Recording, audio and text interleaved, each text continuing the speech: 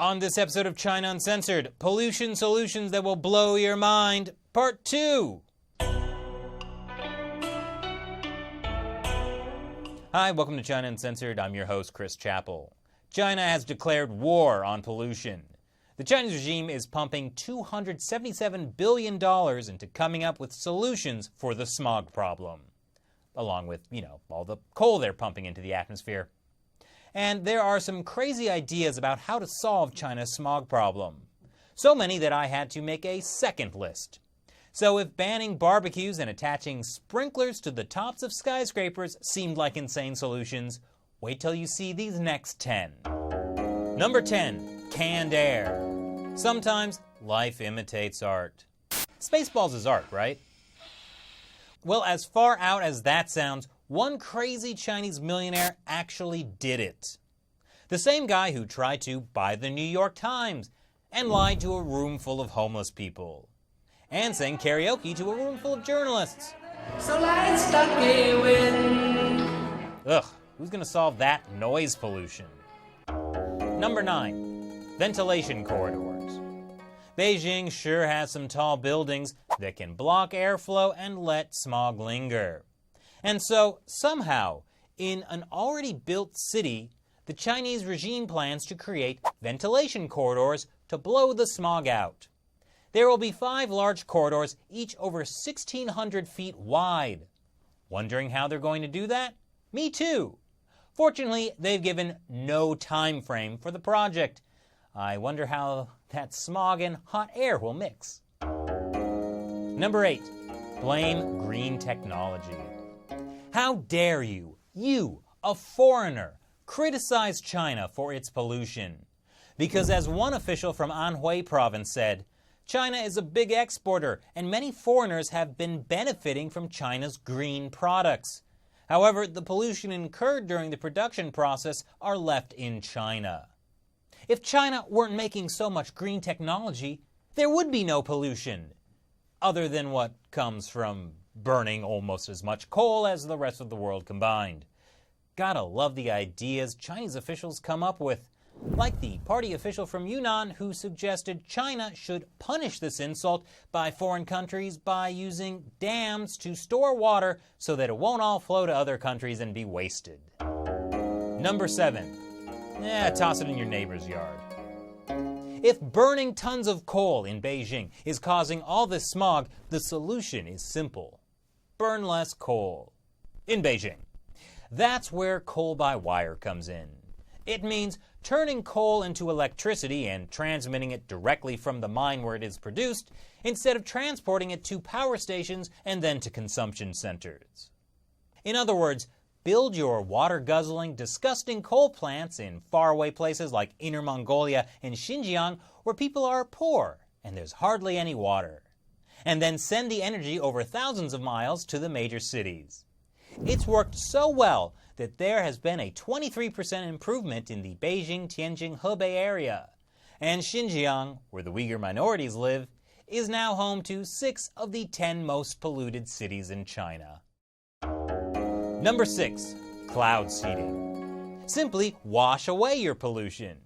It has become a tradition in Beijing to seed the clouds before public holidays to make rain, disperse pollution, and ensure clear skies on the day. It's one of the tricks they use for the Olympics. Silver iodide is shot into the sky, and it helps create ice crystals. Those melt, and the pollution comes down with the rain. Worried what liquefied pollution might do to you? I'd worry more about the silver iodide. It's toxic. Number 5. Give up. That's right, give up. The pollution is here to stay. But when trouble comes along, why not take a cue from the wily ostrich? Only instead of burying your head in the sand, wrap it in a bubble. Then the pollution can't get to you.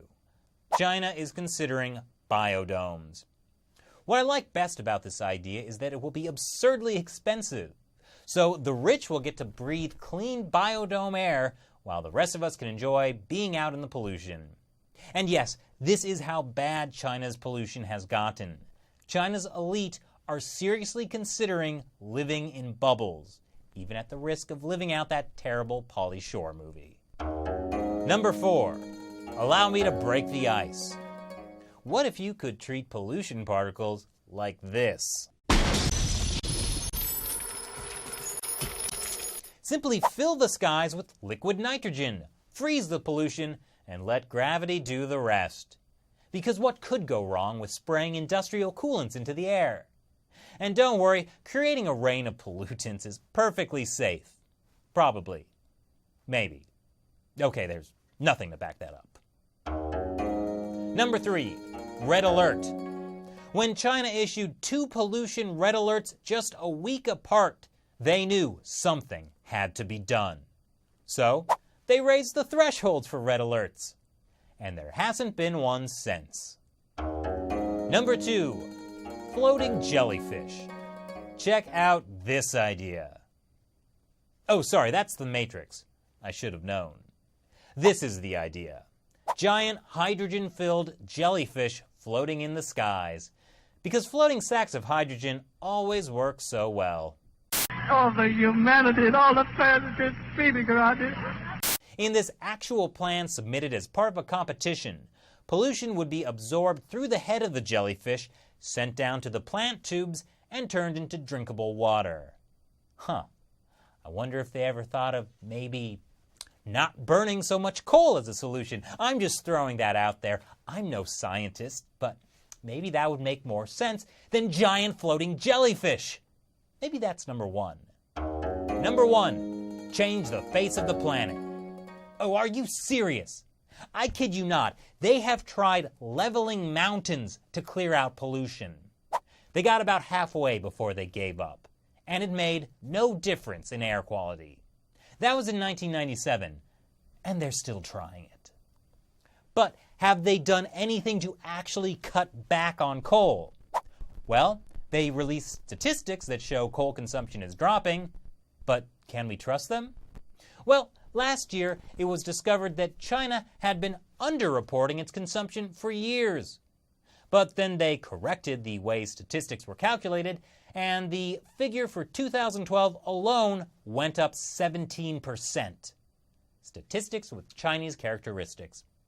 And according to the World Resources Institute, in 2012, the Chinese regime planned to make 363 new coal-fired plants, which amounts to an almost 75% increase in coal-fired generating capacity.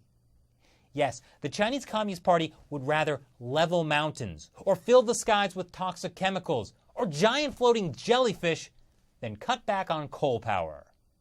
What do you think about that? Leave your comments below. Thanks for watching this episode of China Uncensored. Once again, I'm Chris Chappell. See you next time.